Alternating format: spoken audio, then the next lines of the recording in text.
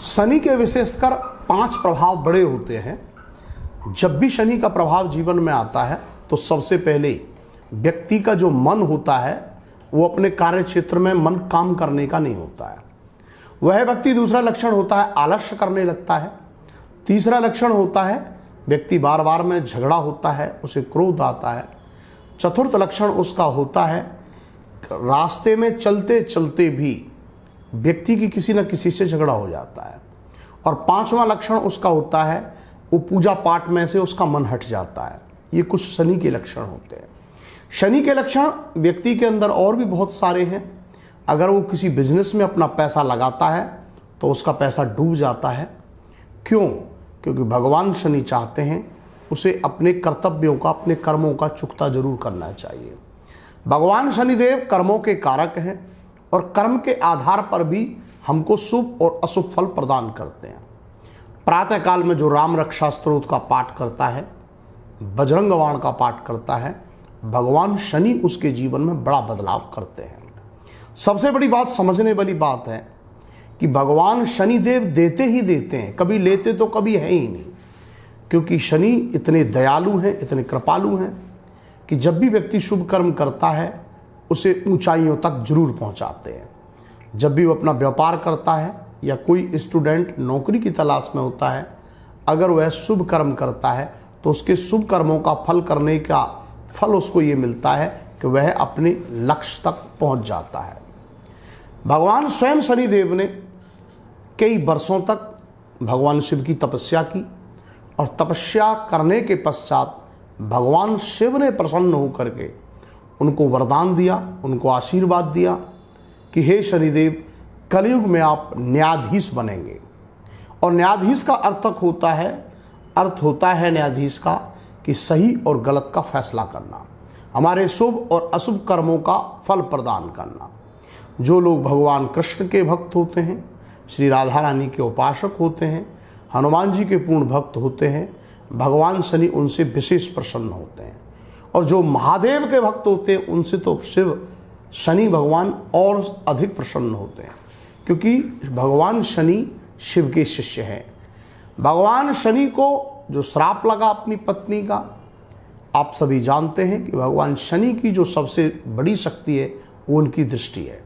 जब भी कभी हम शनि भगवान का अभिषेक करने के लिए मंदिर में जाएं तो 2 बातों का जरूर ध्यान रखना चाहिए। भगवान शनिदेव को 250 ग्राम, 750 ग्राम इस प्रकार से तेल जरूर मात्रा में चढ़ाना चाहिए। या तो 750 ग्राम हो या 250 ग्राम हो। उसके अंदर काले तिल, थोड़ा स्टेपलर का लोहा धातु से संबंधित कोई छोटी चीज़ और काले उड़द भगवान शनि को विशेष प्रसन्न है। काले उड़द, काले तिल, स्टेपलर के छोटे छोटे पिन सरसों के तेल में डाल करके शनि का अभिषेक करना चाहिए। भगवान शनि से हमेशा हमें ये प्रयास करना चाहिए, प्रार्थना करनी चाहिए कि हमेशा हे शनिदेव, हम शुभ मार्ग पर चलें, सत्य मार्ग पर चलें, हमारे जीवन में सदैव शुभ कर्मों की खेती हो। क्योंकि जीव को अपने शुभ और अशुभ कर्मों का फल तो काटना ही पड़ता है। भगवान शनिदेव की 19 वर्ष की महादशा होती है और इस 19 वर्ष की महादशा में जीव को, व्यक्ति को भगवान शनि सत्य से परिचय करा देते हैं। और मैं आप लोगों को एक विशेष जानकारी ये देना चाहता हूँ कि जो लोग मंथ में कम से कम एक बार भी भगवान शनिदेव का अभिषेक करते हैं, भगवान शनि उनसे बहुत प्रसन्न होते हैं। जो लोग गरीबों को छाता प्रदान करते हैं, आप सभी जानते हैं कि छाता का महत्व क्या होता है, अम्ब्रेला का मतलब क्या होता है। जब एक धूप से, एक छाया से, एक बारिश से छाता बचा सकती है और उसे हम डोनेट कर रहे हैं, तो सोचने वाला प्रश्न है कि भगवान का हस्तकमल आपके ऊपर ऐसे रहता है। तो इसीलिए भगवान शनि की जो विशेष प्रिय चीज़ है, जैसे छाता का दान करना, किसी गरीब व्यक्ति को 8 नंबर के जूते दान करना। अब आप लोग कहेंगे 8 नंबर के ही क्यों?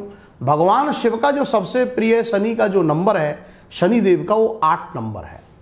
हमारे जीवन में 8 नंबर को बड़ा मेहनती, संघर्षशील माना गया है। शनि को ये विशेष प्रिय है। तो जो लोग 8 नंबर के कपड़े से संबंधित जूते दान करते हैं, भगवान शनि उनको कभी भी कष्ट नहीं आने देते हैं। हमारे जीवन में चलते हुए हमारे जीवन में कर्म करते हुए भगवान शनि हम पर विशेष कृपा करते हैं। इसलिए हमें बहुत सारी चीज़ों का ध्यान रखने की आवश्यकता है। सबसे बड़ा प्रश्न है आलस्य का परित्याग करें। जो लोग आलस्य से हमेशा परहेज करते हैं ऐसे जीवन में बहुत तरक्की करते हैं। कल आलस्य और क्रोध इन पर हमेशा व्यक्ति को जरूर कंट्रोल करके रखना चाहिए। नमस्कार।